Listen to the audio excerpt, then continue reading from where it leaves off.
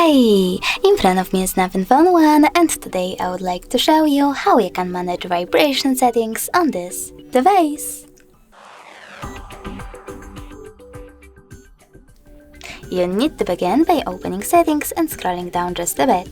Now tap on sound and vibration and tap on vibration. Over here you need to click on vibrate vocals and select one of those options. Never vibrate or always vibrate.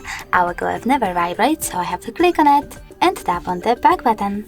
After that, tap on this switcher next to notification vibration to enable or disable vibrations for your notifications. You can also tap on this switcher next to touch feedback to enable or disable touch vibrations. When you're ready, tap on the back button and scroll all the way down. Lastly, tap on this switcher next to charging sounds and vibrations to enable or disable this option. Thanks so much for watching. If you enjoyed this video, don't forget to leave a like, comment and definitely subscribe. Bye!